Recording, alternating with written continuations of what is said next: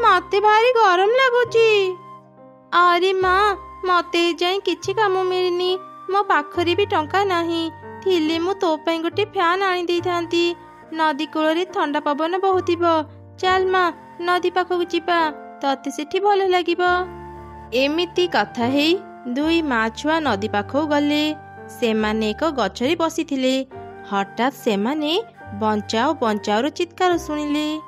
बंचाओ बंचाओ, मते केही बंचाओ, मो पानी रे भासी जाउची, केही मते बंचाओ। अरे अरे ए छुआटी तो नदी रे फासी जाउची, मो शीघ्र ताको पानी रो बाहर करी। एमिति कही चढ़ई बहुत कष्ट रे चिल्लो छुआ को नदी रो बाहर करी आनिला। धन्यवाद चढ़ई आंटी, आज तुमे नथिले मु तो नदी रे बुड़ी जाई थांती। ठीक सही समय रे चिल्लो छुआर माँ सेठारे आसी पहुँचिला। ए चढ़ई तू मो झील को एमिति काहेकि धरिचु? मो झीर क्षति करने को चाहूँ नहीं, मु तते छाड़ीबिनी। माँ माँ ये सब कौन कहूच? चढ़ई आंटी को रागनी, से आज नथिले तुमे मते आ पाई नथांती माने तू ये सब कौन कहूचु? माँ मु आज नदी पाख गछर फल तोड़िबा समय रे से गछरु खसी नदी रे पड़ी गली। मु तो पहरा जानिनी, नदी रे भासी भासी मु चित्कार करुथिली। मो चित्कार शुणी चढ़ई आंटी मते नदी रे बाहर करी आनिले। आज से मोर जीवन रक्षा करिसंती। चढ़ई मते क्षमा करि दे, मु किछि न जानि तते केते रागुथिली। मु एबे मो झियो को नै घर को जाउची। जदि केबे किछि दरकार हुए मते कहिबो चढ़ई, मु तते निश्चय सहायता करिबी। तापरे चिल्लो निज छुआ को धरी सेठारु चली गला। माँ चढ़ई भी निज छुआ सह घर को फेरी आसिला। हेले ता घर को भांगी जाइथिबार देखि से अनेक कांदिला।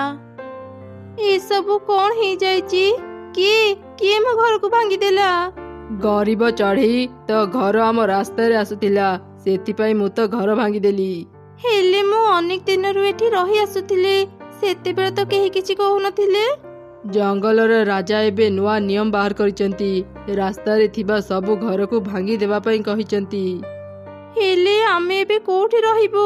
ए घर छडा आम पाखरी रहिबा पई आ किछि भी नाही। एते खरा रे आमे कुआडे छिबो? एबे कांदी के आउ किछि लाभ नाही। मु मो काम करिछि, रहिबा पई तू आउ एक जागा खोजिने। एमिति कही काउ सेठारु चली गला। माँ छुआ मन दुखरी रहिबा पई घर खोजुथिले। माँ आमे एबे कुआडे जिबा? केते समय रु उड़िलेनी, किछि तो कुह। मारी आ किछि समय धैर्य धरी उड़ुथा, आमे कोठी ना कोठी रहिबा पई जागा पाई जिबा। एमिति सेमाने अनेक समय धरी रहिबा पई जागा खोजिले, हेले पाइलेनी। देखु देखु राति भी हेई गला। दुई माँ छुआ एक गछ तले आश्रय नेले।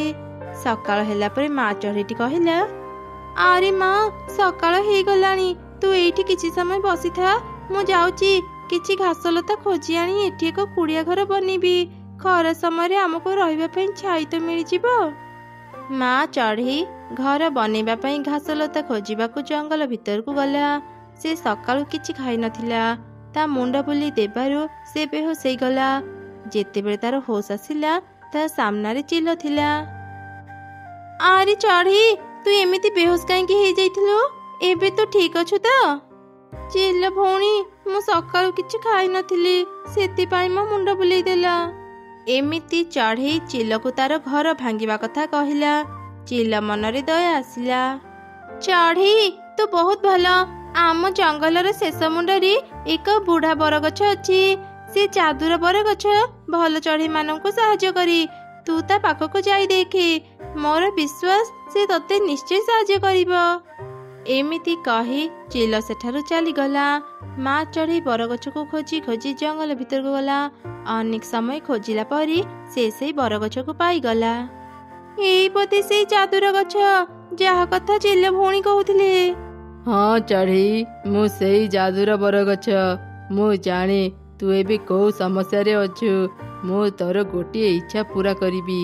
एबे मते कह तते कौन दरकार? ए कौन जादुर बरगछ तो मोर गोटिए इच्छा पूरा करिबे। एबे मु कौन मागिबी? केते भल हुंता जदि जादुर बरगछ मोर दुईटी इच्छा पूरा करि दियंती। मते रहिबा पई घर दरकार ଆଉ ମୋ ଝିଅକୁ ଗରମରୁ ରକ୍ଷା ପାଇଁ ଗୋଟେ ଫ୍ୟାନ୍ ଦରକାର। ଏବେ ମୁଁ ଏକଥା ଏ ବରଗଛ କେମିତି କହିବି? ଯାଦୁର ବରଗଛ ଚଢ଼େଇର ମନ କଥା ଜାଣି ତାକୁ କହିଲା, ଚଢ଼େଇ ତୁ ଚିନ୍ତା କରନି, ମୁଁ ତ କଥା ବୁଝିଗଲି। ମୁଁ ତତେ ଏକ ଘର ଦେଉଛି। ଏଇ ଘରେ ତତେ କେବେ ବି ଗରମ ଲାଗିବନି। ଏଇ ନେ ଚଢ଼େଇ, ଏଇଟା ଏକ ଯାଦୁର ବରଫ ଘର।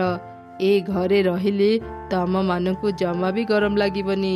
ଆଜିଠୁ ତମେ ମା ଛୁଆ ଏଇ ଘରେ ରୁହ। ଚଢ଼େଇ ତୁ ଏବେ ବରଫ ଘର ଭିତରକୁ ଯା। ଏଇ ଘର ତତେ ନେଇ ତୋ ଝିଅ ପାଖରେ ପହଞ୍ଚେଇ ଦେବ। ତାପରେ ମା ଚଢ଼େଇ ଖୁସି ହେଇ ବରଗଛକୁ ଧନ୍ୟବାଦ ଜଣେଇଲା। ସେ ସେଇ ବରଫ ଘର ଭିତରକୁ ଗଲା। ବରଫ ଘର ମା ଚଢ଼େଇକୁ ନେଇ ତା ଝିଅ ପାଖରେ ପହଞ୍ଚେଇ ଦେଲା।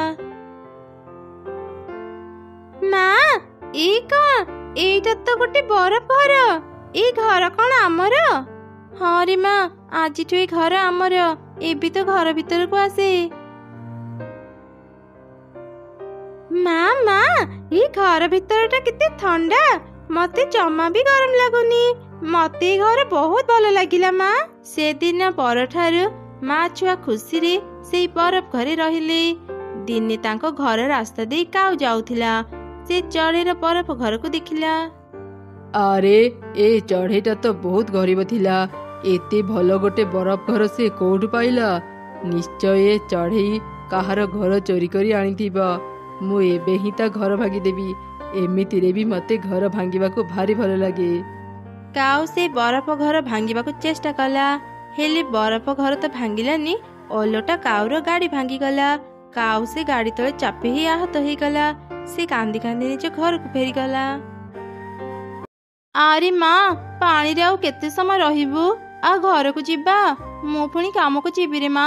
କାଲି ଆମେ ପୁଣି ନଦୀକୁ ଆସିବା। ନାଇଁ ମା, ମୁଁ ଘରକୁ ଯିବିନି। ଘରେ ବହୁତ ଗରମ ଲାଗେ। ନଦୀ ପାଣି ବହୁତ ଥଣ୍ଡା। ମତେ ନଦୀ ପାଣିରେ ରହିବାକୁ ଭାରି ଭଲ ଲାଗେ। ମୁଁ ସେ ଗରମ ଘରକୁ ଯିବିନି ମା। ଆଉ ଅଳ୍ପ କିଛି ଦିନ କଷ୍ଟ କରିଥା ମା। ମୁଁ ଦରମା ପାଇଲେ ତୋ ପାଇଁ ଫ୍ୟାନ୍ ଆଣିଦେବି। ତତେ ଆଉ ଗରମ ଲାଗିବନି। ଏବେ ଆ, ଘରକୁ ଯିବା। ତତେ ଛାଡ଼ି ମୁଁ ପୁଣି କାମକୁ ଯିବି। ତୁମେ ସତ କହୁଛ ମା? ମୋ ପାଇଁ ଫ୍ୟାନ୍ ଆଣିଦେବ? ଚାଲ ମା, ଘରକୁ ଯିବା। ହେଲେ ମା, ମତେ ଘରେ ଏକା ରହିବାକୁ ଜମା ଭଲ ଲାଗେନି। ମତେ ବି ତୁମ ସାଙ୍ଗରେ ନେଇଯାଅ ନା ମା।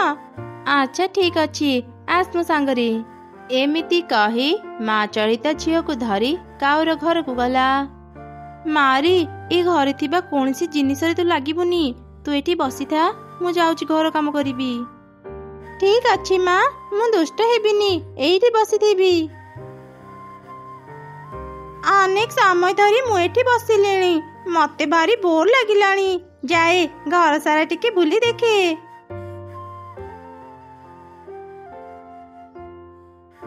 ଆରେ ଏଇ ଘର ଭିତରଟା କେତେ ଥଣ୍ଡା। ଏଠି ରହିବା ପାଇଁ କେତେ ଭଲ ଲାଗୁଛି। ମୁଁ ଏଠି କିଛି ସମୟ ଆରାମ କରେ, ତାପରେ ମା ପାଖକୁ ଯିବି। ଏମିତି କହି ଚଢ଼େଇ ଛୁଆ କାଉମାନଙ୍କ ବିଛଣାରେ ବସି ପଡ଼ିଲା। ତା ଆଖି ଲାଗି ଯିବାରୁ ସେ ସେଠି ଶୋଇ ପଡ଼ିଲା। ଠିକ ସେହି ସମୟରେ କାଉମାନେ ନିଜ ଘରକୁ ଫେରି ଆସିଲେ। ଆରେ ଏ ଝିଅଟା କିଏ? ଆମ ବିଛଣାରେ କାହିଁକି ଶୋଇଛି? ମୁଁ ବି ଜାଣିନି ଏ କିଏ ଆମ ବିଛଣାରେ ଶୋଇଛି। ଟିକେ ରୁହ, ମୁଁ ଏବେ ୟାକୁ ଉଠଉଛି। ମାରୁନି, ମତେ ମାରୁନି। ମାରିବିନି କାହିଁକି? ତୋର ସାହସ କେମିତି ହେଲା ଆମ ବିଛଣାରେ ଶୋଇବା ପାଇଁ? ମାରନି ମାଲିକାଣୀ, ସେ ମୋ ଝିଅ। କୁନି, ମୁଁ ତତେ କହିଥିଲି ନା ଗୋଟେ ଜାଗାରେ ବସିବୁ, ତୁ କାହିଁକି ଏଠାକୁ ଚାଲି ଆସିଲୁ? ମା, ଏଇ ଘରଟା ବହୁତ ଥଣ୍ଡା। ମୁଁ ଏଠି ଟିକେ ବସି ଆରାମ କରୁଥିଲି। କେତେବେଳେ ଶୋଇ ପଡ଼ିଲି ମୁଁ ନିଜେ ଜାଣିପାରିଲିନି। ମହାରାଣୀ ଆରାମ କରୁଥିଲା। କେତେ ସଉକ କରୁଛି ଦେଖ। ଗରିବ ଘରେ ଜନ୍ମ ହେଇ ଥଣ୍ଡା ଘର ଖୋଜୁଛୁ। ଆମେ ବହୁତ ଧନୀ, ସେଥିପାଇଁ ଆମେ ଆମ ଘରେ ଏସି ଲଗେଇଛୁ। ତୋ ଭଳି ଗରିବ ମାନେ କେବେ ଏସି ଲଗେଇ ପାରିବେନି। ତମ ମାନଙ୍କୁ ଗରମରେ ହିଁ ରହିବାକୁ ପଡ଼ିବ। ଏବେ ଯା ଏଠୁ। ଚଢ଼େଇ, ଏଇ ଥର ତ ଝିଅକୁ କ୍ଷମା କରିଦେଲି। ଆଉ ଯଦି କେବେ ସେ ଆମ ଏସି ଘରେ ପଶିବ, ପିଟି ପିଟି ତା ଗୋଡ଼ ଭାଙ୍ଗିଦେବି। ଆଉ ରାଗନ୍ତୁନି ମାଲିକାଣୀ, ମୁଁ ମୋ ଝିଅକୁ ଆଉ କେବେ ବି ଏଠାକୁ ଆଣିବିନି। ଚାଲ ମା, ଘରକୁ ଯିବା।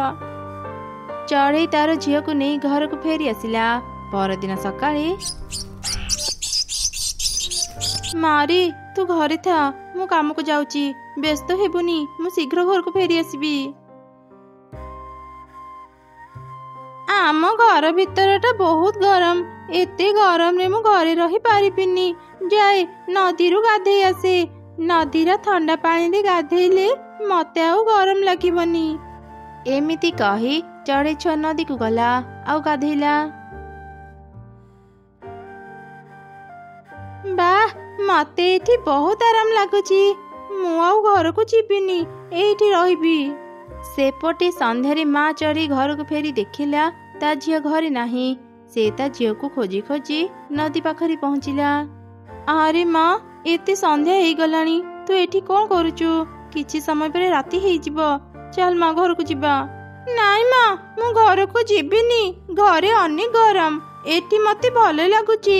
ଯେତେବେଳେ ବି ଗରମ ଲାଗେ ମୁଁ ନଦୀରେ ଗାଧେଇ ଦିଏ। ସେମାନଙ୍କର ସବୁ କଥା ଗୋଟେ ଜଳପରି ଶୁଣୁଥିଲା। ସେ ତାଙ୍କ ପାଖକୁ ଆସିଲା। ତମମାନଙ୍କର କଷ୍ଟ କଥା ଶୁଣି ମୁଁ ନ ଆସି ରହିପାରିଲିନି। ଚିନ୍ତା କରନି ଚଢ଼େଇ, ମୁଁ ତ ଘରକୁ ଥଣ୍ଡା ରଖିବା ପାଇଁ ଏକ ଯନ୍ତ୍ର ଦେବି। ଏଇ ନେ ଏସି, ତ ଘରେ ଲଗେଇଦେବୁ। ତ ଘର ଭିତରଟି ପୁରା ଥଣ୍ଡା ରହିବ। ଜଳପରି, ତୁମେ ସତ କହୁଛ? ଆମ ଘର ଆଜିଠୁ ଥଣ୍ଡା ରହିବ? ଇଏ, ବହୁତ ମଜା ହବ। ଧନ୍ୟବାଦ ଜଳପରି, ତୁମ ପାଇଁ ଆମେ ଗରମରୁ ରକ୍ଷା ପାଇଗଲୁ। ଚାଲ ମା, ଘରକୁ ଯିବା। ଏମିତି କଥା ହେଇ ମା ଛୁଆ ଏସି ନେଇ ଘରକୁ ଗଲେ ଆଉ ତାଙ୍କ ଘରେ ଏସି ଲଗେଇଦେଲେ। ଏସିର ଥଣ୍ଡା ପବନ ମା ଛୁଆଙ୍କୁ ଭାରି ଭଲ ଲାଗିଲା। ସେମାନେ ଯେତେବେଳେ ଏସି ନେଇ ଘରକୁ ଯାଉଥିଲେ, ଦୂରରୁ କାଉ ତାଙ୍କୁ ଦେଖୁଥିଲା। ସେ ଶୀଘ୍ର ତା ସ୍ତ୍ରୀ ପାଖକୁ ଗଲା। ଆରେ ଜାଣିଛୁ, ଆମ ଘରେ କାମ କରୁଥିବା ସେ ଚଢ଼େଇ ଆଜି ତା ଘରକୁ ସେ ଏସି ନେଇ ଯାଉଥିଲା। ମୁଁ ତ ଶୁଣିଥିଲି ସେ ବହୁତ ଗରିବ। ସେ ଏସି କିଣିବା ପାଇଁ ଟଙ୍କା କେମିତି ପାଇଲା? ମତେ ଲାଗୁଛି ସେ ଚଢ଼େଇ ଆମ ଘରୁ ଟଙ୍କା ଚୋରି କରି ନେଇଥିବ। ସେଥିପାଇଁ ଏସି କିଣି ପାରିଲା। ଚାଲ ଚାଲ, ଶୀଘ୍ର ସେ ଚଢ଼େଇ ପାଖକୁ ଯିବା। ଏମିତି କଥା ହେଇ ଦୁଇ କାଉ ଶୀଘ୍ର ଚଢ଼େଇର ଘରକୁ ଗଲେ। ଏଇ ଚଢ଼େଇ, ତୋର ତ ଭାରି ସାହସ। ଆମ ଘରୁ ଟଙ୍କା ଚୋରି କରି ଆଣି ଘରେ ଏସି ଲଗେଇଛୁ। ଆମ ଟଙ୍କା ଶୀଘ୍ର ଫେରା। ନା ନା ମାଲିକାଣୀ, ମୁଁ ଆପଣଙ୍କ ଘରୁ ଟଙ୍କା ଚୋରି କରିନି। ତାହେଲେ ଏସି କିଣିବା ପାଇଁ ତୁ ଟଙ୍କା କେମିତି ପାଇଲୁ? ସତ ସତ କହ, ନହେଲେ ଆମେ ପୋଲିସକୁ ଡାକିବୁ। ମା ଚଢ଼େଇ ଦୁଇ କାଉଙ୍କୁ ଜଳପରୀର ସବୁ କଥା କହିଦେଲା। ତାପରେ ଦୁଇ କାଉ ସେଠାରୁ ଚାଲିଗଲେ। ସେ ଜଳପରୀ ପାଖରୁ ମତେ ବି ଗୋଟେ ଏସି ଦରକାର। ମାଗଣାରେ ଏସି ମିଳୁଛି, ଆମେ କାହିଁକି ଆଣିବାନି? ତେବେ ଶୁଣ, ତୁ ସେ ଚଢ଼େଇ ଛୁଆ ଭଳି ଦିନସାରା ନଦୀ ପାଖରେ ରହିବୁ ଆଉ ନଦୀରେ ଗାଧେଇବୁ। ସନ୍ଧ୍ୟାରେ ମୁଁ ତ ପାଖକୁ ଯିବି ଆଉ ଆମେ ଆମ ନାଟକ ଆରମ୍ଭ କରିଦେବା। ପରଦିନ ସକାଳେ କାଉର ସ୍ତ୍ରୀ ନଦୀକୁ ଗଲା ଆଉ ନଦୀରେ ଗାଧେଇ ବସି ରହିଲା। ସନ୍ଧ୍ୟାରେ କାଉ ତା ପାଖକୁ ଗଲା। ଆରେ, ତୁ ଆଉ କେତେ ସମୟ ନଦୀ ପାଣିରେ ରହିବୁ? ଘରକୁ ଚାଲେ। ନା, ମୁଁ ସେ ଘରକୁ ଯିବିନି। ଆମ ଘର ଅନେକ ଗରମ।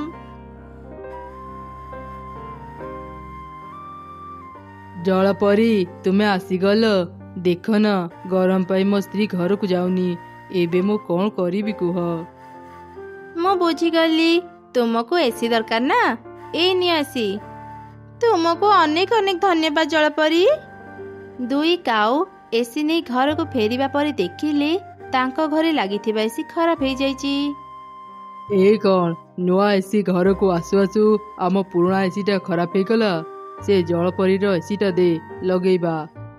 ଏ କ'ଣ, ଏଇ ଜଳପରୀର ଏସିଟା ତ ଖରାପ ଏସି। ଘରକୁ ତ ଜମା ଥଣ୍ଡା କରୁନି। ମତେ ତ ଲାଗୁଛି ସେ ଜଳପରୀ ଆମକୁ ଖରାପ ଏସି ଦେଇଛି। ଚାଲ ଏବେ ତା ପାଖକୁ ଯିବା। ଜଳପରୀ, ଜଳପରୀ, କୋଉଠି ଅଛ? ଶୀଘ୍ର ବାହାରକୁ ଆସ। କ'ଣ ହେଲା? ଏତେ ଚିତ୍କାର କାହିଁକି କରୁଛ? ତୁମେ ଆମକୁ ଏ କେମିତିକା ଏସି ଦେଇଛ? ଘରକୁ ନେଉ ନେଉ ଆମ ପୁରୁଣା ଏସି ଖରାପ ହେଇଗଲା ଆଉ ତୁମେ ଦେଇଥିବା ଏସି ବି ଖରାପ ହେଇଯାଇଛି। ତା ତ ହେବ, ତମମାନଙ୍କ ଘରେ ଏସି ଥାଇ ବି ତମେମାନେ ମତେ ମିଛ କହି ମୋଠୁ ଏସି ନେଇଥିଲ। ଲୋଭୀମାନଙ୍କ ଘରେ ମୋ ଏସି ଖରାପ ହେଇଯାଏ। ତମେମାନେ ବହୁତ ଲୋଭୀ ଆଉ ଅହଙ୍କାରୀ। କାହା ସହ ବି ତମେମାନେ ଭଲ ବ୍ୟବହାର କର ନାହିଁ। ଆଜି ପରଠୁ ତମେମାନେ ଯେତେ ନୂଆ ଏସି ଲଗେଇଲେ ବି ତା ଖରାପ ହେଇଯିବ। ଏଇଟା ମୋର ଅଭିଶାପ। ଜଳପରୀ ପାଖରୁ ଏମିତି ଶୁଣି ଦୁଇ କାଉ ମନ ଦୁଃଖରେ ନିଜ ଘରକୁ ଫେରି ଆସିଲେ ଆଉ ପୁରା ଗରମ ଦିନ ସେମାନେ ବିନା ଏସିରେ ରହିଲେ। ଖରା ଦିନ ହେବାରୁ ଜଙ୍ଗଲରେ ପ୍ରବଳ ଗରମ ହେଉଥିଲା। ସେଇ ଜଙ୍ଗଲରେ ଗୋଟେ ମା ଚଢ଼େଇ ତାର ଏକ ଛୋଟ ଛୁଆ ସାଙ୍ଗରେ ରହୁଥିଲା।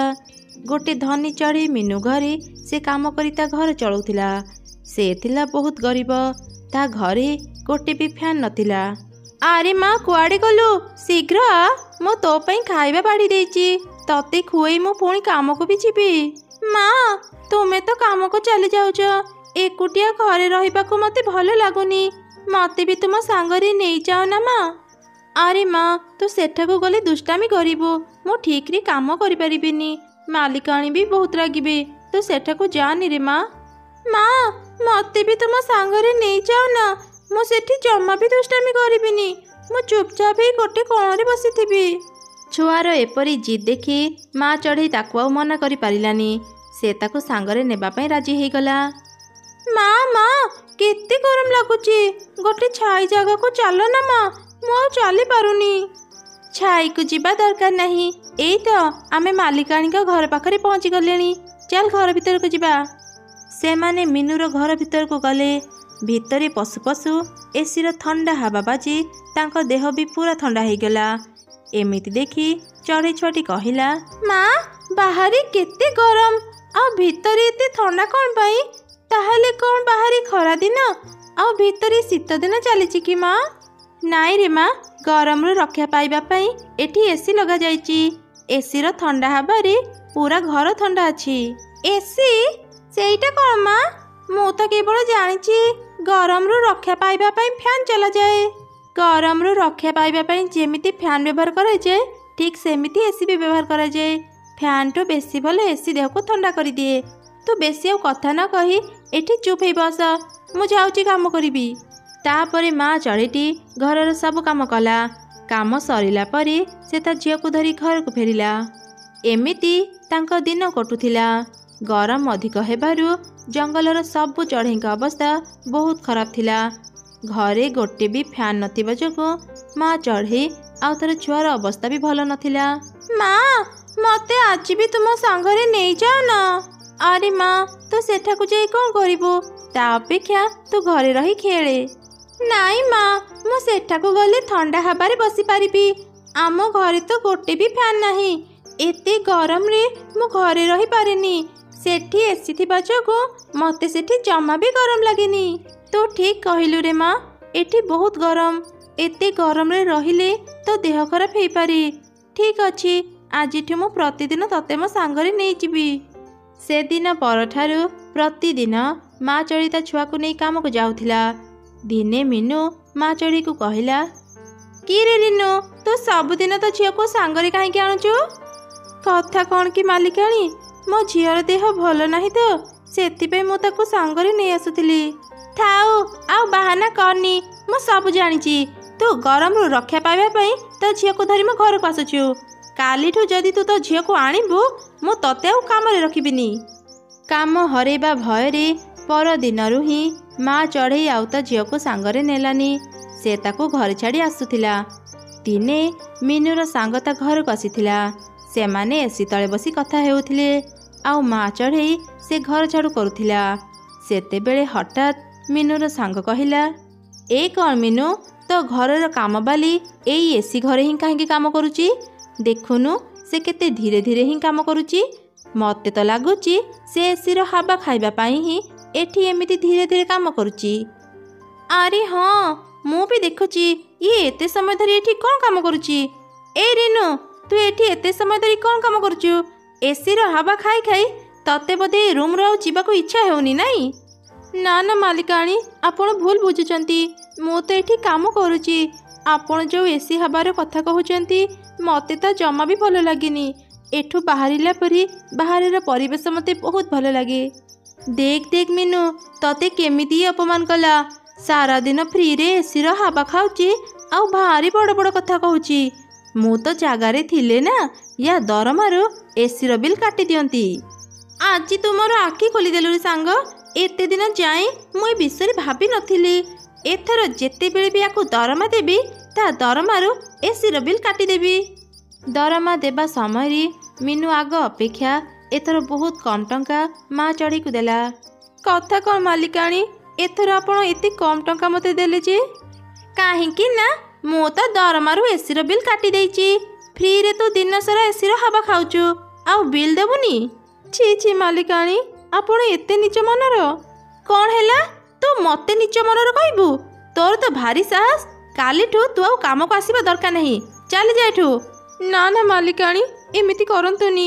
ଆପଣ ମୋ ଦରମାରୁ ଏସିର ବିଲ୍ କାଟି ଦିଅନ୍ତୁ ପଛେ ମତେ କାମରୁ ବାହାର କରନ୍ତୁନି। ମିନୁ ମା ଚଢ଼େଇର କିଛି କଥା ନ ଶୁଣି ତାକୁ କାମରୁ ବାହାର କରିଦେଲା।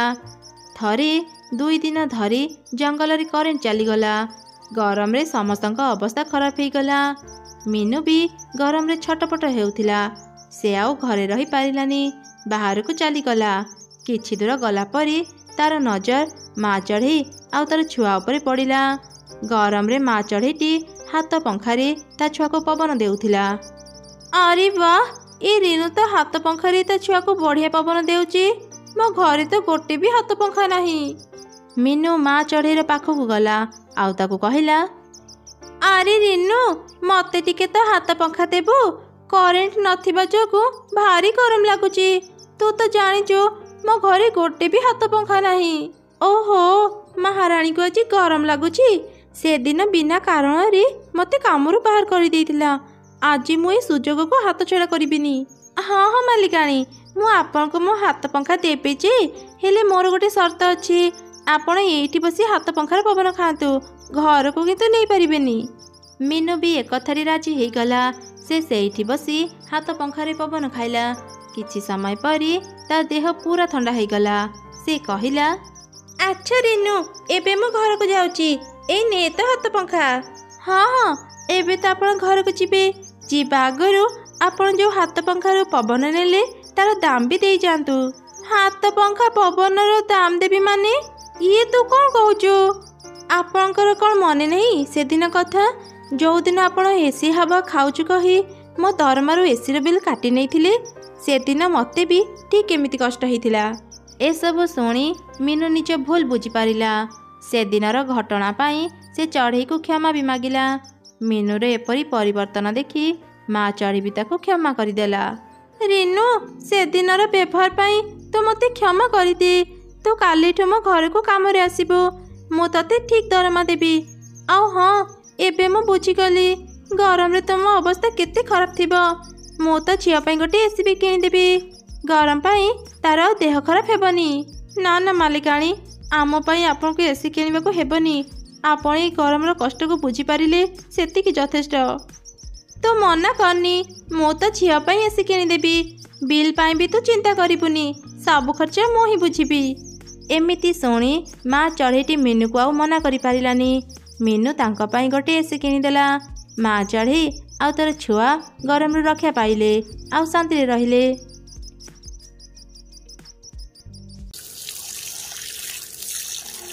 ମା ମା, ଆହୁରି ପାଣି ମୋ ମୁଣ୍ଡରେ ଢାଳ। ମୋ ମୁଣ୍ଡ ଏବେ ବି ଗରମ ଲାଗୁଛି। ଗରମ ତ ଲାଗିବ, ମୁଁ ମନା କରୁଥିଲି ଏଇ ଗରମରେ ବାହାରକୁ ଖେଳିବା ପାଇଁ ଯାଆନି, ହେଲେ ତୁ ମୋ କଥା ଶୁଣିଲୁନି, ଖେଳିବା ପାଇଁ ଚାଲିଗଲୁ। ମା, ମୁଁ ନଦୀକୁ ଯିବି, ନଦୀରେ ଗାଧେଇବି। ମତେ ବହୁତ ଗରମ ଲାଗୁଛି। ଆରେ ମା, ଏ ଅବଳଟାରେ ନଦୀକୁ ଯାଆନି। ମୁଁ ଶୁଣିଛି ନଦୀରେ ବଡ଼ ବଡ଼ କୁମ୍ଭୀର ରହୁଛନ୍ତି, ସେମାନେ ତତେ ଧରି ନେଇଯିବେ। ମା, ମତେ ଭାରି ଗରମ ଲାଗୁଛି। ମୁଁ ଏବେ କେମିତି ଗାଧେଇବି? ମା, ମୋ ପାଇଁ ଗୋଟେ ସୁଇମିଂ ପୁଲ ଆଣିଦିଅ ନା। ମତେ ଯେତେବେଳେ ବି ଗରମ ଲାଗିବ ମୁଁ ସୁଇମିଂ ପୁଲରେ ଗାଧେଇବି। ମତେ ଆଉ ନଦୀ ଯିବାକୁ ପଡ଼ିବନି। ଆଚ୍ଛା ଠିକ୍ ଅଛି, ମୁଁ ଏବେ ହିଁ ବଜାରରୁ ତୋ ପାଇଁ ସୁଇମିଂ ପୁଲ ଆଣିଦେବି। ସତ କହୁଛ ମା? ମୋ ପାଇଁ ସୁଇମିଂ ପୁଲ ଆଣିଦେବ? ହଁ ହଁ, ମୁଁ ଏବେ ବଜାରକୁ ଯାଉଛି। ତୁ ଯା, ଘରେ ବସି ନିଜ ହୋମୱାର୍କ କରିବୁ। ଏମିତି କହି ମା ଚଢ଼େଇ ବଜାରକୁ ଗଲା। ସେପଟେ ଗୋଟେ ଚିଲ ଛୁଆ ନିଜର ଏକ ଛୋଟ ସୁଇମିଂ ପୁଲରେ ଗାଧଉଥିଲା। ତା ମା ତାକୁ ଡାକିବାରୁ ସେ ନିଜ ସୁଇମିଂ ପୁଲ ସେଠି ଛାଡ଼ି ଘରକୁ ଚାଲିଗଲା। ସେତେବେଳେ ସେ ରାସ୍ତା ଦେଇ ଏକ ଚୋର ଚଢ଼େଇ ଯାଉଥିଲା। ସେ ଚିଲ ଛୁଆର ସୁଇମିଂ ପୁଲକୁ ଦେଖିଲା। ଆରେ, କିଏ ଏଠି ନିଜ ସୁଇମିଂ ପୁଲ ଛାଡ଼ି ଚାଲି ଯାଇଛି? ଏଇ ସୁଇମିଂ ପୁଲ ତ ପୁରା ନୂଆ ପରି ଲାଗୁଛି। ଆଜି ଆଉ ମତେ କଷ୍ଟ କରି ଜିନିଷ ଖୋଜିବାକୁ ପଡ଼ିବନି। ମୁଁ ଏ ସୁଇମିଂ ପୁଲକୁ ନେଇ ବଜାରରେ ବିକ୍ରି କରିଦିଏ। ୟା ବଦଳରେ ମୁଁ କିଛି ତ ଟଙ୍କା ପାଇଯିବି। ଏମିତି ଚିନ୍ତା କରି ସେ ସେଇ ସୁଇମିଂ ପୁଲର ହାବା ବାହାର କରି ତାକୁ ନେଇ ବଜାରକୁ ଗଲା। ସେତେବେଳେ ମା ଚଢ଼େଇ ବି ବଜାରରେ ସୁଇମିଂ ପୁଲ ଖୋଜୁଥିଲା। ସେ ସେଇ ଚୋର ଚଢ଼େଇ ପାଖରୁ ସୁଇମିଂ ପୁଲ କିଣି ଘରକୁ ଫେରିଲା। ଆରେ କୁନି, ତୁ ଆଜି ଖେଳିବାକୁ ନ ଆସି ଘରେ ବସି କଣ ପାଠ ପଢୁଛୁ? ଆ ବାହାରକୁ, ଆମେ ସାଙ୍ଗ ହିଁ ଖେଳିବା। ନା ନା ମୁନ୍ନି, ମୁଁ ଆଜି ଖେଳିବାକୁ ଯିବିନି। ମୋ ମା ମୋ ପାଇଁ ସୁଇମିଂ ପୁଲ ଆଣିବାକୁ ଯାଇଛନ୍ତି। Swimming pool? ସେଇଟା କଣ? ସେଥିରେ କଣ ହୁଏ? ସେଇଟା ଗୋଟେ ପ୍ଲାଷ୍ଟିକ ର ବ୍ୟାଗ, ଯୋଉଥିରେ ହାବା ଦେଲେ ତା ସୁଇମିଂ ପୁଲ ପରି ବଡ ହେଇଯାଏ। ସେଥିରେ ପାଣି ଭର୍ତ୍ତି କରି ଗାଧେଇ ହୁଏ। ମୋର ବି ସୁଇମିଂ ପୁଲ ଦରକାର। ମୁଁ ମୋ ମାକୁ କହିବି ମୋ ପାଇଁ ବି ଗୋଟେ ସୁଇମିଂ ପୁଲ କିଣି ଦେବାକୁ। ମା, ମତେ ବି ମୋ ସାଙ୍ଗ ପରି ଏକ ସୁଇମିଂ ପୁଲ କିଣି ଦିଅ। ତୋ ସାଙ୍ଗ ଆଗ ସୁଇମିଂ ପୁଲ ଆଣି ସାରୁ, ତାପରେ ମୁଁ ତୋ ପାଇଁ ବି ସେଇଭଳି ସୁଇମିଂ ପୁଲ ଆଣିଦେବି। ସେପଟେ ମା ଚଢ଼େଇ ସୁଇମିଂ ପୁଲକୁ ଘରକୁ ଆଣି ସେଥିରେ ହାବା ଦେଇ ତାକୁ ବଡ କଲା। ଆଉ ତାପରେ ଚଢ଼େଇ ଛୁଆ ସେଥିରେ ପାଣି ଭର୍ତ୍ତି କରି ଗାଧେଇଲା। ମା ମା, ସତରେ ଏଇ ସୁଇମିଂ ପୁଲରେ ଗାଧେଇବାକୁ ନା ମତେ ଭାରି ମଜା ଲାଗୁଛି। ଠିକ ସେଇ ସମୟରେ କାଉ ତା ଛୁଆକୁ ଧରି ଚଢ଼େଇ ପାଖକୁ ଆସିଲା। ଆରେ ଚଢ଼େଇ, ମୁନ୍ନି ସୁଇମିଂ ପୁଲ ପାଇଁ ଭାରି ଜିଦ୍ କରୁଛି। ତୁ ଟିକେ କୁନିକୁ କହ ସେ ମୁନ୍ନିକୁ ବି ତା ସୁଇମିଂ ପୁଲରେ ଗାଧେଇବାକୁ ଦେଉ।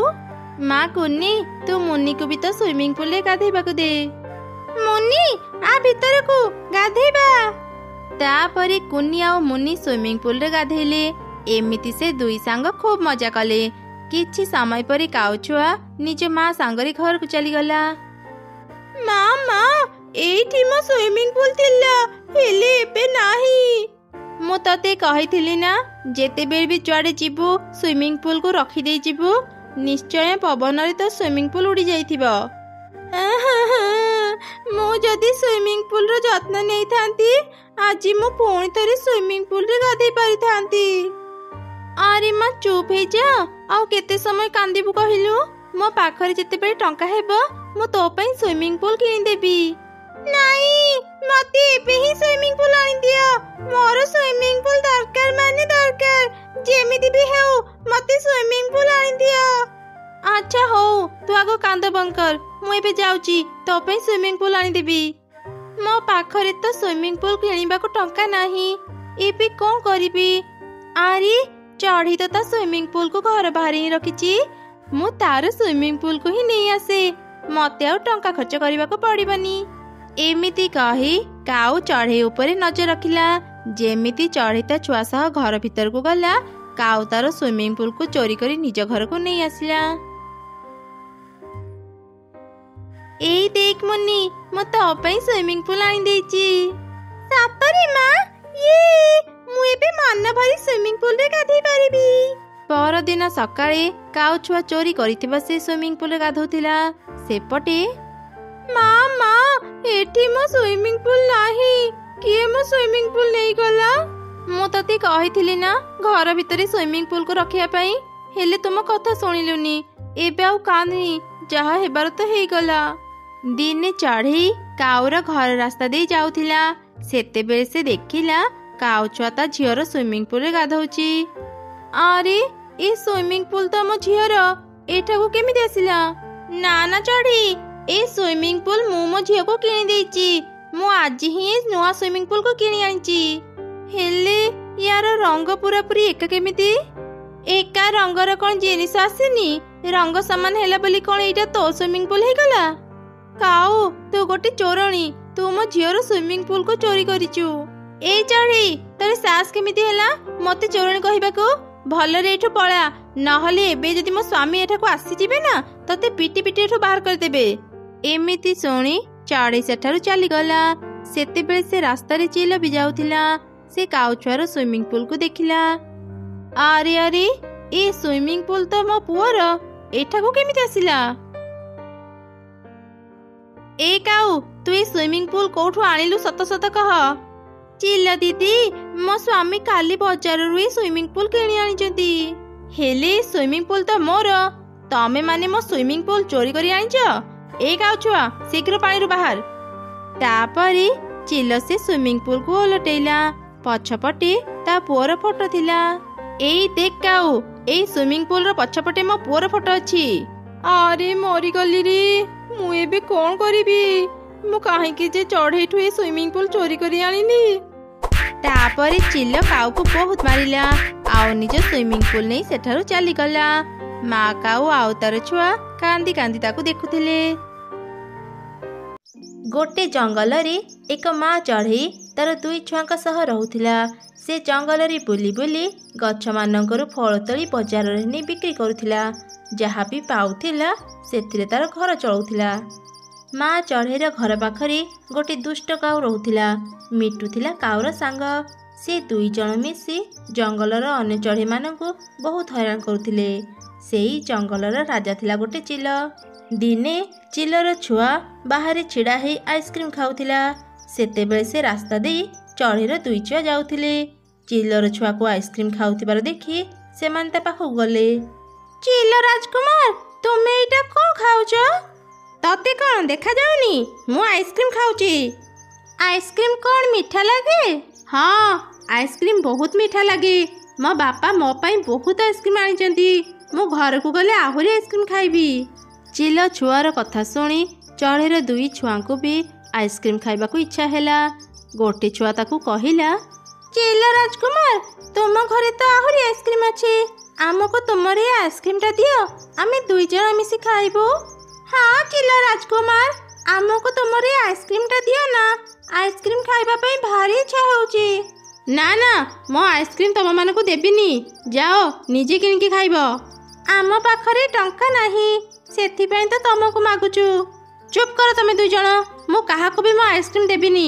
ଶୀଘ୍ର ଏଠାରୁ ଚାଲିଯାଅ, ନହେଲେ ମୁଁ ମୋ ବାପାଙ୍କର ସିପାହୀଙ୍କୁ ଡାକିବି। ଚିଲ ଛୁଆର କଥା ଶୁଣି ମନ ଦୁଃଖରେ ଚଢ଼େଇର 2 ଛୁଆ ଘରକୁ ଫେରି ଆସିଲେ। ସେମାନେ କାନ୍ଦି କାନ୍ଦି ତାଙ୍କ ମାକୁ କହିଲେ, ମା ଆମେ ଆଇସ୍କ୍ରିମ୍ ଖାଇବୁ, ଆମକୁ ଟଙ୍କା ଦିଅ। ତମେ 2 ଜଣ ତ ଜାଣିଛ ମୁଁ ଜଙ୍ଗଲରେ ବୁଲି ବୁଲି ଫଳ ତୋଳେ ଆଉ ସେ ଫଳ ବିକ୍ରି କରି ଘର ଚଳାଏ। ଆଇସ୍କ୍ରିମ୍ କିଣିବା ପାଇଁ ମୋ ପାଖରେ ଟଙ୍କା ନାହିଁ ରେ। ଏତେ କଥା ଆମେ ଜାଣିନୁ, ଆମକୁ ଟଙ୍କା ଦିଅ, ଆମେ ଆଇସ୍କ୍ରିମ୍ ଖାଇବୁ, ନହେଲେ ଆମେ କିଛି ବି ଖାଇବୁନି। ନ ଖାଇଲେ ତମମାନଙ୍କ ଦେହ ଅସୁସ୍ଥ ହେଇଯିବ।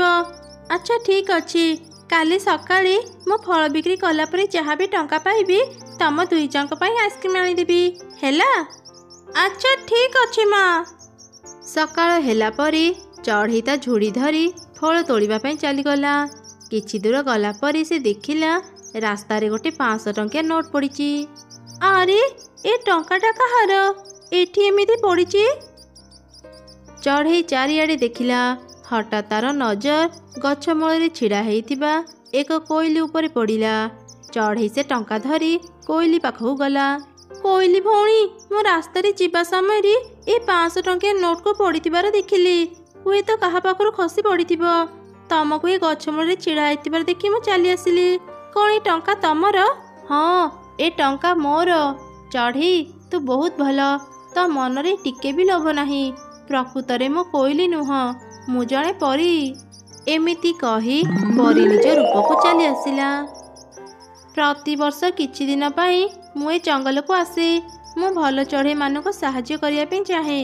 କିଏ ଭଲ କିଏ ଖରାପ ଜାଣିବା ପାଇଁ ମୁଁ ଏଠି ଟଙ୍କା ପକାଇ ଦେଇଥାଏ। ଚଢ଼େଇ, ତୁ ଆଜି ମୋ ପରୀକ୍ଷାରେ ପାସ୍ ହେଇଛୁ। କହ ଚଢ଼େଇ, ତତେ କ'ଣ ଦରକାର? ମୋର ସେମିତି କିଛି ଦରକାର ନାହିଁ, ହେଲେ ମୋ ଛୁଆମାନେ ଆଇସ୍କ୍ରିମ୍ ଖାଇବାକୁ କାନ୍ଦୁଛନ୍ତି। ମୋ ପାଖରେ ଆଇସ୍କ୍ରିମ୍ କିଣିବାକୁ ଟଙ୍କା ବି ନାହିଁ। ମୋ ଛୁଆମାନଙ୍କ ପାଇଁ ମୋତେ କିଛି ଆଇସ୍କ୍ରିମ୍ ଦିଅ। ତୁ ଚାହିଁଥିଲେ ମୋତେ ସୁନା ଟଙ୍କା ମାଗି ପାରିଥାନ୍ତୁ, ହେଲେ ତୁ ମୋତେ ଏସବୁ ନ ମାଗି ଆଇସ୍କ୍ରିମ୍ ମାଗିଲୁ। ଆଚ୍ଛା ଠିକ୍ ଅଛି, ମୁଁ ତତେ ଗୋଟେ ଆଇସ୍କ୍ରିମ୍ ଗଛ ଦେଉଛି। ଏ ଗଛକୁ ନେଇ ତୁ ମାଟିରେ ପୋତି ଦେ। ସକାଳେ ଏ ଗଛରେ ବହୁତ ଆଇସ୍କ୍ରିମ୍ ଫଳିବ। ତାପରେ ପରୀ ଚଢ଼େଇକୁ ଯାଦୁର ଆଇସ୍କ୍ରିମ୍ ଗଛ ଦେଲା। ଚଢ଼େଇ ପରୀକୁ ଧନ୍ୟବାଦ ଜଣାଇ ଗଛକୁ ଧରି ନିଜ ଘରକୁ ଫେରି ଆସିଲା। ସେ ତାର 2 ଛୁଆଙ୍କୁ ସବୁ କଥା କହିଲା। ତାପରେ ସେମାନେ ସେ ଛୋଟ ଆଇସ୍କ୍ରିମ୍ ଗଛକୁ ନିଜ ଜମିରେ ନେଇ ପୋତି ଦେଲେ। ପରଦିନ ସେମାନେ ନିଜ ଜମିକୁ ଆସି ଦେଖିଲେ ତାଙ୍କ ଜମିରେ ଥିବା ସେ ଛୋଟ ଗଛଟି ବଡ଼ ହେଇଯାଇଛି ଆଉ ସେଥିରେ ଅନେକ ଆଇସ୍କ୍ରିମ୍ ଫଳିଛି। ମା ଦେଖ, କେତେ ଆଇସ୍କ୍ରିମ୍ ଅଛି ଗଛରେ। ଆମକୁ କିଛି ଆଇସ୍କ୍ରିମ୍ ଦିଅ ନା। ମା ଚଢ଼େଇଟି 2ଟି ଆଇସ୍କ୍ରିମ୍ ତୋଳି ଛୁଆଙ୍କୁ ଦେଲା। ଛୁଆମାନେ ଖୁସିରେ ସେ ଆଇସ୍କ୍ରିମ୍ ଖାଇ ଘରକୁ ଚାଲିଗଲେ। କିଛି ସମୟ ପରେ ସେ ରାସ୍ତା ଦେଇ ଦୁଷ୍ଟ କାଉ ଯାଉଥିଲା। ତାର ନଜର ସେ ଆଇସ୍କ୍ରିମ୍ ଗଛ ଉପରେ ପଡ଼ିଲା। ଏ କ'ଣ ଆଇସ୍କ୍ରିମ୍ ଗଛରେ କ'ଣ ଆଇସ୍କ୍ରିମ୍ ଫଳେ? ଏ କେମିତି ସମ୍ଭବ? ଏ ଜମି ତ ଚଢ଼େଇର। ଯାଏ ତାକୁ ହିଁ ଏ ବିଷୟରେ ପଚାରିବି। ଏମିତି ଚିନ୍ତା କରି କାଉ ଗଲା ଚଢ଼େଇର ଘରକୁ। ସେ ଚଢ଼େଇକୁ ପଚାରିଲା, ଆରେ ଚଢ଼େଇ, ମୁଁ ତ ଜମିରେ ଗୋଟେ ଆଇସ୍କ୍ରିମ୍ ଗଛ ଦେଖିଲି। ଏଇଟା କେମିତି ସମ୍ଭବ? ଚଢ଼େଇ କାଉକୁ ସବୁ ଘଟଣା କହିଲା। କାଉ ମନରେ ଚିନ୍ତା କଲା, ଏ ଚଢ଼େଇ ଯାହା କହୁଛି ତା କ'ଣ ସତ? ମୁଁ ସେ ଜାଗାକୁ ଯାଇ ଦେଖେ। ମୁଁ ମିଟୁକୁ ବି ମୋ ସାଙ୍ଗରେ ନେଇଯିବି। ଆଚ୍ଛା ଚଢ଼େଇ, ମୁଁ ଏବେ ଯାଉଛି, ମୋର ବହୁତ କାମ ଅଛି। ଏମିତି କହି କାଉ ଗଲା ସିଧା ମିଟୁ ପାଖକୁ। ମିଟୁକୁ ବି ସେ ସବୁ ଘଟଣା କହିଲା। ଏ କ'ଣ କହୁଛୁ କାଉ? ଚଢ଼େଇର ଜମିରେ ଆଇସ୍କ୍ରିମ୍ ଗଛ ଅଛି? ହଁ ମିଟୁ, ତୁ ଠିକ୍ ଶୁଣିଲୁ। ଚାଲ ଏବେ ହିଁ ଆମେ ସେ ଜାଗାକୁ ଯିବା, ଆଉ ସେ ପରିପାଖରୁ ଏକ ଆଇସ୍କ୍ରିମ୍ ଗଛ ଆଣିବା। ତାପରେ ମିଟୁ ଆଉ କାଉ ସେ ଜାଗାକୁ ଗଲେ। କିଛି ଦୂର ଗଲା ପରେ ସେମାନେ ସେଠି ଗୋଟେ 1000 ଟଙ୍କିଆ ନୋଟ୍ ପଡ଼ିଥିବାର ଦେଖିଲେ। ଆରେ ମିଟୁ, ଦେଖେ, ଏ ମାଟି ଉପରେ 1000 ଟଙ୍କିଆ ନୋଟ୍ ପଡ଼ିଛି। ସେପଟକୁ ଦେଖେ, ସେଠି ଗୋଟେ କୋଇଲି ବି ଛିଡ଼ା ହେଇଛି। ହଁ କାଉ, ଲାଗୁଛି ସେ ଚଢ଼େଇ ଠିକ୍ କହୁଥିଲା। ହେଲେ ମିଟୁ, ଚଢ଼େଇ ତ କହୁଥିଲା ସେ 500 ଟଙ୍କିଆ ନୋଟ୍ ପାଇଥିଲା। ଏଠି ତ 1000 ଟଙ୍କିଆ ନୋଟ୍ ପଡ଼ିଛି। ଏବେ କ'ଣ ମୋତେ ସେ କୋଇଲି ଆଇସ୍କ୍ରିମ୍ ଗଛ ଦେବ? ମୁଁ ଗୋଟେ କାମ କରେ, ମୋ ପାଖରେ 500 ଟଙ୍କିଆ ନୋଟ୍ ଅଛି। ମୁଁ 1000 ଟଙ୍କିଆ ନୋଟ୍କୁ ମୋ ପାଖରେ ରଖି 500 ଟଙ୍କିଆ ନୋଟ୍କୁ ନେଇ ସେ କୋଇଲି ପାଖକୁ ଯାଏ। ହେଲେ କାଉ, ଏମିତି କରିବା କ'ଣ ଠିକ୍ ହବ? ଚୁପ୍ କର ମିଟୁ, ବେଶୀ କଥା କହନି। ତୋଠୁ ବେଶୀ ବୁଦ୍ଧି ମୋର ଅଛି। ତୁ ଏଠି ଛିଡ଼ା ହେଇଥା, ମୁଁ ଯାଉଛି ସେ କୋଇଲି ପାଖରୁ ଗୋଟେ ଆଇସ୍କ୍ରିମ୍ ଗଛ ଆଣିବି। ଏମିତି କହି କାଉ 1000 ଟଙ୍କିଆ ନୋଟ୍କୁ ନିଜ ପାଖରେ ରଖିଦେଲା। ଆଉ ନିଜ ପାଖରୁ 500 ଟଙ୍କିଆ ନୋଟ୍କୁ କାଢ଼ି ତାକୁ ଧରି କୋଇଲି ପାଖକୁ ଗଲା। ଆରେ କୋଇଲି, ଏ 500 ଟଙ୍କିଆ ନୋଟ୍ ତୋର କି? ମୁଁ ରାସ୍ତାରେ ନୋଟ୍ ପାଇଲି। ନେ ତୋ ଟଙ୍କା ନେ। ଆଉ ଚଢ଼େଇକୁ ଯେମିତି ଗୋଟେ ଆଇସ୍କ୍ରିମ୍ ଗଛ ଦେଇଛୁ, ମୋତେ ବି ସେମିତି ଗୋଟେ ଆଇସ୍କ୍ରିମ୍ ଗଛ ଦେ। ଆରେ କାଉ, ତୁ ତ ବହୁତ ଲୋଭୀ। ମୁଁ ରାସ୍ତାରେ 1000 ଟଙ୍କିଆ ନୋଟ୍ ପକେଇଥିଲି। ତୁ କ'ଣ 500 ଟଙ୍କା ନୋଟ୍ ଦେଉଛୁ? ମିଛ କାହିଁକି କହୁଛୁ? ମୁଁ ମିଛ କହୁନି। ଶୀଘ୍ର ତ ଟଙ୍କା ନେଇ ମୋତେ ଯାଦୁର ଗଛ ଦେ। ତୁ ଜାଣିନୁ କୋଇଲି, ମୁଁ କେତେ ଦୁଷ୍ଟ କାଉ। ତୁ ଯଦି ଶୀଘ୍ର ମୋତେ ଯାଦୁର ଗଛ ନ ଦେବୁ, ମୁଁ ତତେ ଏଠି ବାନ୍ଧିକି ପିଟିବି। କାଉର କଥା ଶୁଣି ପରୀ ନିଜ ରୂପକୁ ଚାଲି ଆସିଲା। ପରୀକୁ ଦେଖି କାଉ ଖୁବ୍ ଡରିଗଲା। ଆରେ ଦୁଷ୍ଟ କାଉ, ତୋ ଅହଙ୍କାର ଆଉ ତୋ ଖରାପ ବ୍ୟବହାର ପାଇଁ ଏବେ ମୁଁ ତତେ ଶାସ୍ତି ଦେବି। ପରୀ ନିଜ ଯାଦୁ ଶକ୍ତିରେ କାଉର ଦେହକୁ ବରଫ କରିଦେଲା। କାଉ ଟିକେ ବି ହଲି ପାରିଲାନି। ଆରେ ଏ କ'ଣ? ମୁଁ କାହିଁକି ଟିକେ ବି ହଲି ପାରୁନି? ବଞ୍ଚାଅ, ମୋତେ କେହି ବଞ୍ଚାଅ। ଏସବୁ ଘଟଣା ଦୂରରୁ ମିଟୁ ଦେଖୁଥିଲା। ସେ ଶୀଘ୍ର ଚଢ଼େଇ ପାଖକୁ ଗଲା ଆଉ ତାକୁ ସବୁ ଘଟଣା କହିଲା। ତାପରେ ଚଢ଼େଇ ଆଉ ମିଟୁ ପରୀ ପାଖକୁ ଆସିଲେ। ପରୀ, ମୁଁ ଜାଣିଛି ଏ କାଉ ବହୁତ ଦୁଷ୍ଟ, ହେଲେ ଘରେ ତାର ସ୍ତ୍ରୀ ଛୁଆ ଅଛନ୍ତି। କାଉର କିଛି ହେଇଗଲେ ସେମାନଙ୍କର କ'ଣ ହେବ? ଏଇ ଥରକ ତାକୁ କ୍ଷମା କରି ଛାଡ଼ି ଦିଅନ୍ତୁ। ଠିକ୍ ଅଛି ଚଢ଼େଇ, ଆଜି ତୋ ପାଇଁ ମୁଁ ଏ କାଉକୁ ଛାଡ଼ି ଦେଉଛି। ହେଲେ ଆଉ ଦିନେ ଯଦି ମୁଁ ତାକୁ କାହା ସହ ଖରାପ ବ୍ୟବହାର କରିବାର ଦେଖିବି, ମୁଁ ତାକୁ ଶାସ୍ତି ଦେବି। ନା ନା ପରୀ, ମୋ ଭୁଲ ମୁଁ ବୁଝିପାରିଲି। ଦୟାକରି ମୋତେ ଛାଡ଼ି ଦିଅ। ମୁଁ ଆଉ କେବେ ବି ଲୋଭ କରିବିନି କି କାହା ସହ ଖରାପ ବ୍ୟବହାର ବି କରିବିନି। ତାପରେ ପରୀ କାଉକୁ ମୁକ୍ତ କରିଦେଲା। ପରୀ ସେଠାରୁ ଯିବା ପରେ କାଉ ଚଢ଼େଇକୁ ଧନ୍ୟବାଦ ଜଣାଇଲା। ଚଢ଼େଇ, ତତେ ବହୁତ ଧନ୍ୟବାଦ। ତୋ ପାଇଁ ଆଜି ମୋ ଜୀବନ ବଞ୍ଚିଗଲା। କାଉ, ତୁ ମିଟୁକୁ ଧନ୍ୟବାଦ କହ।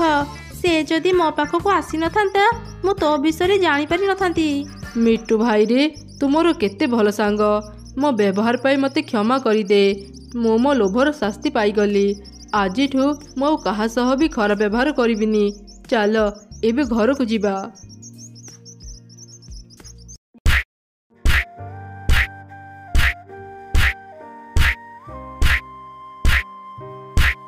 ଆରେ ମା ଗୁଡି, ଏଇ ନେ ଆଇସ୍କ୍ରିମ୍। ମା, ଏଇ 2ଟା ଆଇସ୍କ୍ରିମ୍ ମୋ ପାଇଁ। ଗୁଡି, ତା ପାଖରେ ତ 2ଟା ଆଇସ୍କ୍ରିମ୍ ଅଛି। ମତେ ଗୋଟେ ଆଇସ୍କ୍ରିମ୍ ଦେଇପାରିବୁ? ମତେ ବି ଆଇସ୍କ୍ରିମ୍ ଖାଇବାକୁ ଭାରି ଇଚ୍ଛା ହଉଛି। ମୋ ମା ମୋ ପାଇଁ ଆଇସ୍କ୍ରିମ୍ ଆଣିଛନ୍ତି, ମୁଁ ତତେ କାହିଁକି ଦେବି? ଯା, ତୁ ତ ମାକୁ କହିବୁ ଆଇସ୍କ୍ରିମ୍ କିଣିଦେବା ପାଇଁ। ମୋ ଝିଅର ଖାଇବାରେ ନଜର ପକାନି। ଗୁଡି ମା, ତୁ ଆ ଭିତରେ ବସି ଖାଇବୁ।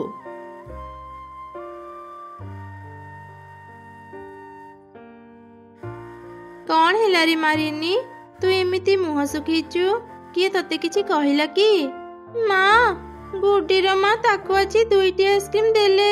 ମୁଁ ତାକୁ ଗୋଟେ ଆଇସ୍କ୍ରିମ ମାଗୁଥିଲି, ଦେଲେ ତ ନାହିଁ, ଓଲଟା ମତେ କେତେ କଥା ଶୁଣେଇଦେଲେ।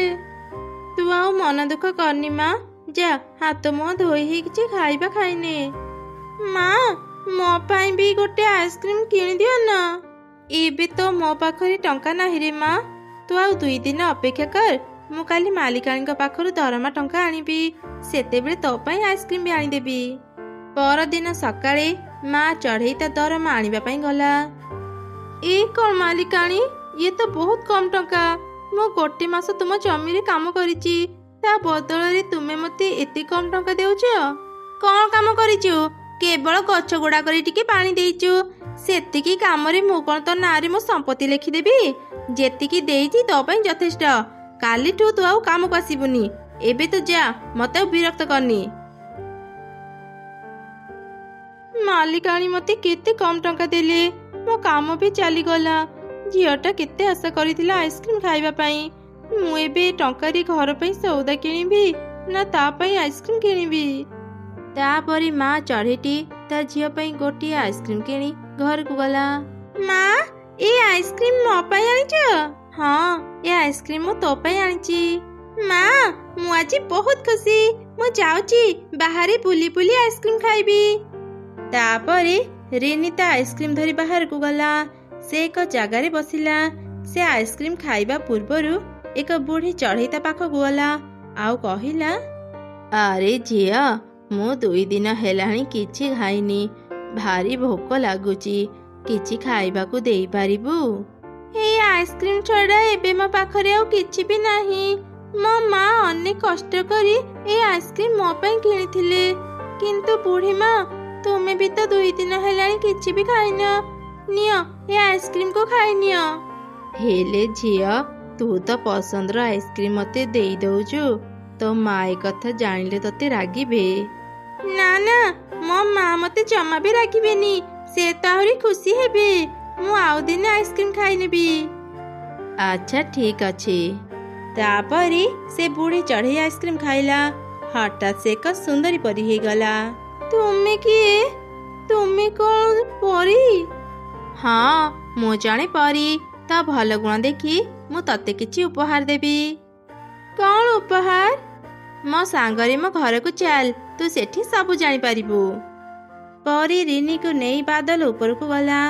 ବାଦଲ ଉପରେ ପରୀର ଘର ଥିଲା। ବାଃ ପରୀ, ତୁମ ଘର ତ ଅନେକ ସୁନ୍ଦର। ସେପଟକୁ ଦେଖେ, ତୋ ପାଇଁ ବି 2ଟି ଘର ଅଛି। ତୁ କୋଉ ଘର ଭିତରକୁ ଯିବୁ କହ?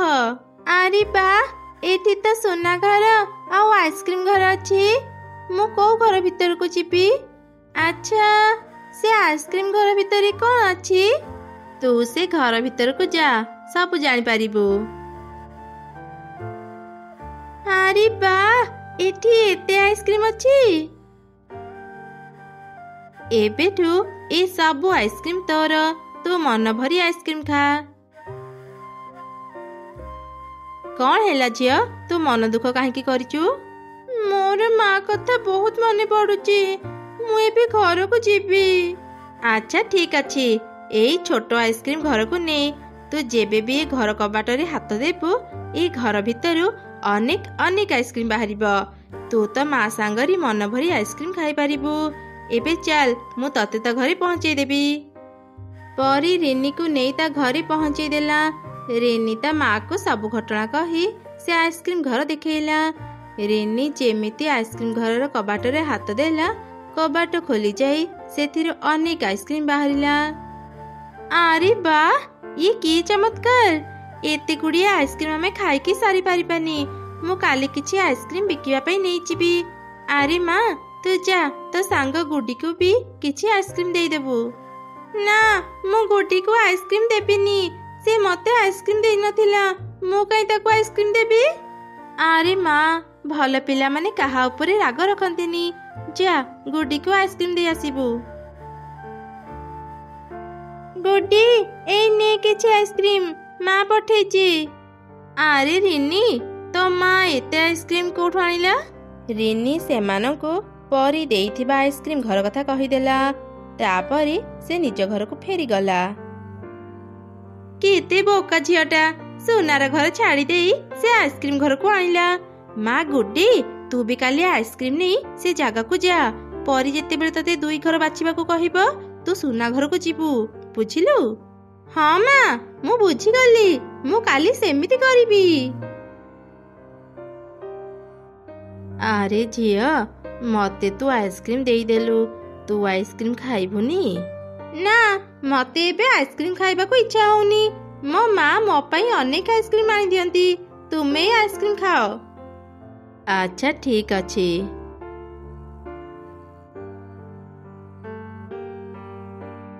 आइसक्रीम तो खाइलो एबे मते उपहार दियो। हाँ काहे कि नुह मो सांगरे मो घर को आसे। एबे कह तू कोउ घर को जीबू? मु ए सुना घर को जीबी। ठीक अछि तेबे चल। ए घरे तो किछि भी नाही। ए सुना घर भितरटा पूरा फांका कोन पाई? तुमे रिनी को तो आइसक्रीम घर देलो मते भी गोटे सुनार घर दियो। ता माने तू लोभरे पड़ी एठा को आसीचु?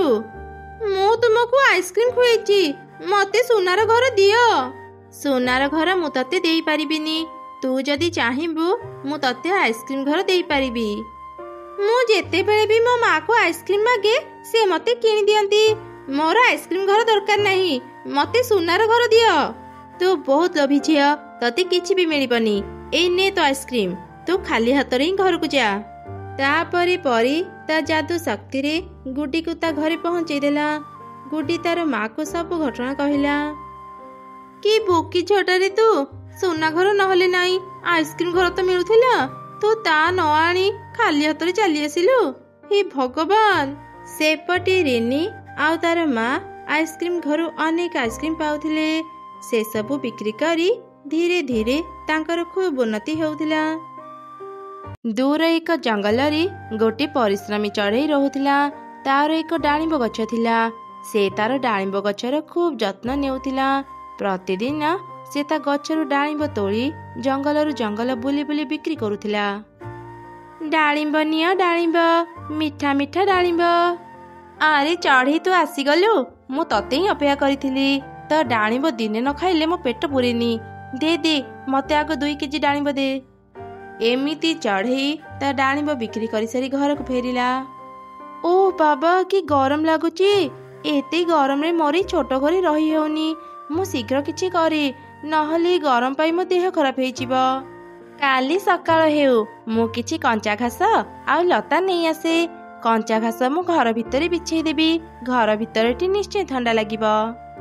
एमिति चिंता करी चढ़ई घास लता आनिबा पई बाहर को गला। रास्ता रे काउ सह तार देखा हैला। कि रे चढ़ई एते सकाळु सकाळु तू कुआडे जाउचु? काउ भौणी जो गरम पड़ीची ना ए गरम रे घरे रही हेउनी। सेति पाई मु जंगल भीतर को जाउची किछि कंचा घास लता आनिबा पई। घर भितरे आ घर चारि पाखरी कंचा घास लता बिछेई देले घर भितरटी ठंडा लागिबो। हाँ हाँ मु भी सुनिथिली घर ऊपर और भितरे कंचा घास लता बिछेई देले घर भितरटी ठंडा रुहे। जा जा तो काम करिबु जा। काउ भौणी तुमे भी मो सांगरे चल। कंचा घास लता आनी निज घरे बिछेई देबो। ठंडा घरे रहिबा को भारी भलो लागिबो। ना ना ए गरम रे मु एते परिश्रम करि परिबिनी। तोर सिना केही नाहांती बोली तू सब काम एका करूचु। मोर तो स्वामी अछि मो स्वामी मो पई घर तयारी करि देबे। मु काई एते हैरान हेबा को जीबी।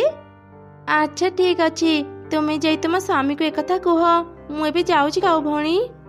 तापरे चढ़ई जंगल भीतर को गला आउ काउ निज घर को आसिला। आरे सुनुच चढ़ई एबे जंगल भीतर को गला कंचा घास लता आनिया पई। जेमिति ते गरम रे भी ता घर ठंडा रहिबो।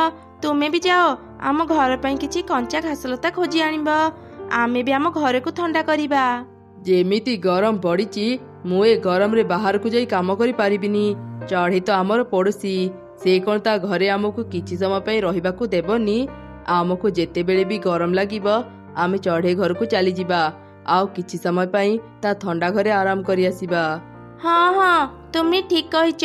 एते परिश्रम करी घर करबा अपेक्षा चढ़ई घरे किछि समय पई आराम करि नेबा।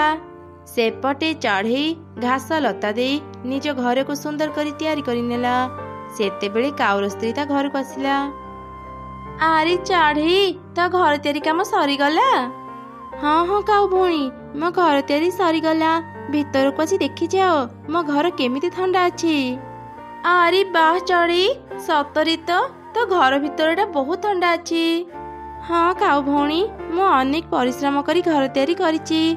मो घर भीतरटा ठंडा लागिबनी केमिति।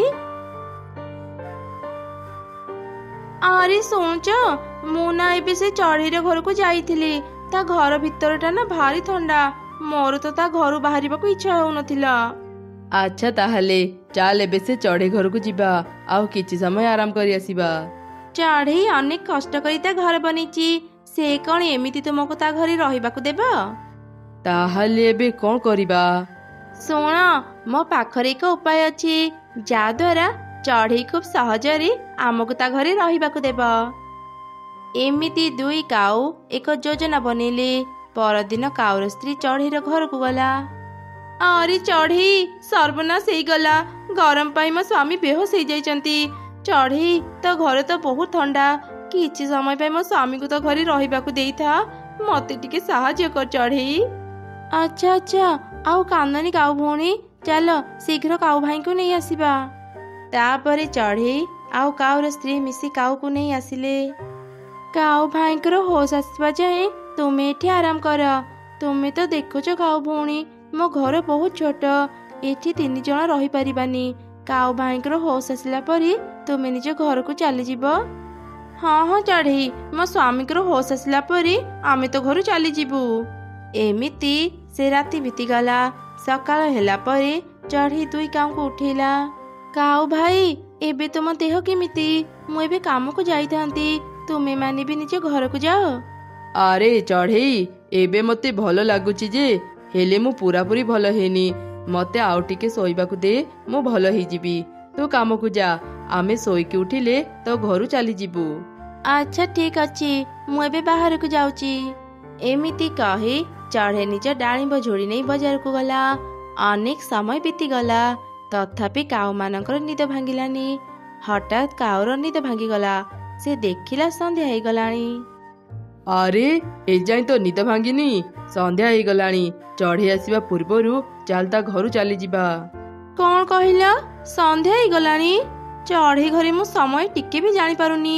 ए घर जदि आमर हेइथांता केते भलो हेइथांता ना। एमिति घर करिबा पई अनेक परिश्रम करिबाकू पड़े। हो छाड़ से कथा चाल बे घर को जिबा। कौन खाली जीवा जीवा होउच। आमे कौन चली जीवा पई चढ़ी घर को आसीचे। माने तू कौन करिबाकू चाहुचु। आउ किछि समय अपेक्षा कर तुमे सब जानि परिबा। अरे मो घर कौन भीतर पटु बंद अछि। काऊ माने कौन एजाई मो घर जाई नाहंती। काऊ भौणी काऊ भाई कबाट खोलो मु घर भीतर को जीबी। किए तू आम घर कबाट काहे की बाडौचु। मु चढ़ी कबाट खोलो काऊ भौणी मु घर भीतर को जीबी। तते आमे चिन्हिनु आम घर आगर पार्टी करनी चली जाएठू। ई कौन कहूच तमे माने। ई घर मोर मो घर मते चली जीवा को कहूच। एमिति करनी कबाट खोलो मु भीतर को जीबी। हेले काऊ माने चढ़ेर किछि कथा सुनिलेनी। चढ़ी मन दुखरी निज डाणिंब गछ पाखक चली गला। आउ सेठी बसी अनेक कांदिला। कौन हैला चढ़ी तू एमिति कांदुचु कौन पई। किए एमिति कथा कहूच। मु तो डाणिंब गछ कथा कहूची। आज जाई मु तते एमिति केबे भी कांदिबार देखिनी। कह चढ़ी तोर आज कौन हेइची। मु काऊ आउ तोर स्त्री को रहिबा पई मो घर देइथिली। हेली सेमाने बहुत स्वार्थपर थिले। मो घरु मते बाहर करी सेमाने मो घर को कब्जा करि नेले। एबे मो पाखरे रहिबाकू घर नाही। से दुई काऊ एते स्वार्थपर तू आ मन दुख करनी चढ़ी। सेमाने खूब शीघ्र तांका शास्ति पाई जिबे। तोरी विपद समय मु तते साहाय्य करिबी चढ़ई। हेले तू तो एक सामान्य डाणिब तू मते केमिति साहाय्य करि परिबु। ଆରେ ଚଢ଼େଇ, ମୁଁ ଏମିତି ସେମିତି ଡାଳିମ୍ବ ନୁହଁ, ମୁଁ ହେଉଛି ଯାଦୁର ଡାଳିମ୍ବ। ଏଇ ଡାଳିମ୍ବ ଘର ଆଜିଠୁ ତୋର। ତୁ ଏଇ ଡାଳିମ୍ବ ଘରେ ରହିବୁ। ଏଠି ସବୁ ସୁବିଧା ଅଛି। ଏଇ ଡାଳିମ୍ବ ଘର ଭିତରେ କିଛି ମଞ୍ଜି ଅଛି, ତୁ ସେସବୁ ନେଇ ଚାଷ କର। ଖୁବ୍ ଶୀଘ୍ର ଡାଳିମ୍ବ ଗଛ ବାହାରି ସେଥିରେ ଅନେକ ଡାଳିମ୍ବ ଫଳିବ। ତୁ ସେ ଡାଳିମ୍ବ ବିକ୍ରି କରି ଆରାମରେ ଚଳିପାରିବୁ। ଡାଳିମ୍ବର କଥା ଅନୁସାରେ ଚଢ଼େଇ ସେ ଡାଳିମ୍ବ ଘର ଭିତରକୁ ଗଲା, ଆଉ ସେ ଘରୁ ଡାଳିମ୍ବ ମଞ୍ଜି ଆଣି ଚାଷ କଲା। ଖୁବ୍ ଶୀଘ୍ର ହିଁ ଡାଳିମ୍ବ ଗଛ ବାହାରି ସେଥିରେ ଅନେକ ଡାଳିମ୍ବ ଫଳିଲା। ଚଢ଼େଇ ସେସବୁ ଧରି ବଜାରକୁ ଗଲା ଆଉ ବିକ୍ରି କଲା। ଏମିତି ତାର ସବୁଦିନ ଭଲରେ ବିତୁଥିଲା। ହେଲେ ଦିନେ କାଉ ଆଉ ତାର ସ୍ତ୍ରୀ ଚଢ଼େଇର ଡାଳିମ୍ବ ଘରକୁ ଦେଖିଲେ। ଆରେ, ମୁଁ ଯାହା ଦେଖୁଛି କଣ ତୁମେ ବି ତା ଦେଖୁଛ? ହଁ ହଁ, ମୁଁ ବି ସେଇଆ ଦେଖୁଛି। ଆଜି ଯାଏ ମୁଁ ଏତେ ବଡ଼ ଡାଳିମ୍ବ ଘର ଦେଖିନଥିଲି। ମୋର ଏଇ ଡାଳିମ୍ବ ଘର ଦରକାର, ଯେମିତି ବି ହଉ ମତେ ଏଇ ଡାଳିମ୍ବ ଘର ଦିଅ। ଆମେ ଥରେ ଚଢ଼େଇର ଘର ନେଇ ସାରିଛେ, ସେ ଆମକୁ ପୁଣି ଥରେ ତା ଘର କ'ଣ ପାଇଁ ଦେବ? ଚଢ଼େଇଠୁ ତା ଘର ନେବା ପାଇଁ ମୋ ପାଖରେ ଏକ ଉପାୟ ଅଛି। ଆସ ମୋ ସାଙ୍ଗରେ। କିଏ କିଏ ମୋ ଘର କବାଟ ବାଡ଼ଉଛ? ତମେ ଦୁଇ କାଉ ଏଠି? ମୋ ଘର ନେଇ କ'ଣ ତମମାନଙ୍କୁ ଶାନ୍ତି ଲାଗିଲାନି? ପୁଣି ଥରେ ଚାଲି ଆସିଲ? ଚାଲିଯାଉ ଏଠୁ। ଓହୋ ଚଢ଼େଇ, ଏତେ ରାଗୁଛୁ କ'ଣ ପାଇଁ ଯେ? ଆମେ ତତେ ଏକ ଖବର ଦେବାକୁ ଆସିଥିଲୁ।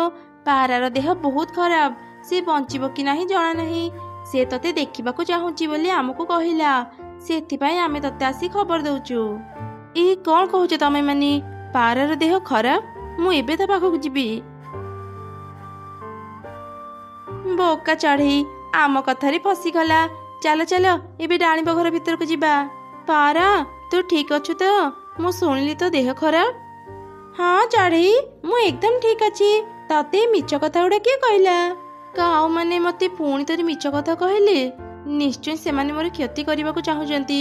ପାରା ଭଉଣୀ, ମୁଁ ଏବେ ଘରକୁ ଯାଏ। ମୁଁ ପରେ ତମକୁ ସବୁ କଥା ବୁଝେଇଦେବି। ତମେ ଦୁଇ କାଉ ଏତେ ଖରାପ, ପୁଣି ଥରେ ମୋ ଘରକୁ କବ୍ଜା କରିନେଲ। ବାହାରି ଯାଅ ମୋ ଘରୁ। ନା, ଆଜିଠୁ ଏଇ ଘର ଆମର। ତୁ ଏଠୁ ଚାଲିଯା। ମୁଁ ମୋ ଘର ଛାଡ଼ି କୁଆଡ଼େ ବି ଯିବିନି। ବାହାର ମୋ ଘରୁ। ଏ ସବୁ ଘଟଣା ଡାଳିମ୍ବ ବି ଦେଖୁଥିଲା। ସେ ଆଉ ସହି ନପାରି ତା ଶକ୍ତି ଦ୍ୱାରା ବିଷାକ୍ତ ଧୂଆଁ ଡାଳିମ୍ବ ଘର ଭିତରେ ବାହାର କଲା। ସେଇ ବିଷାକ୍ତ ଧୂଆଁ ଯୋଗୁଁ ଦୁଇ କାଉ ମରିଗଲେ। ଚଢ଼େଇ ନିଜ ଘରକୁ ଫେରି ପାଇ ଖୁବ୍ ଖୁସି ହେଇଗଲା ଆଉ ଶାନ୍ତିରେ ନିଜ ଜୀବନ ବିତେଇଲା।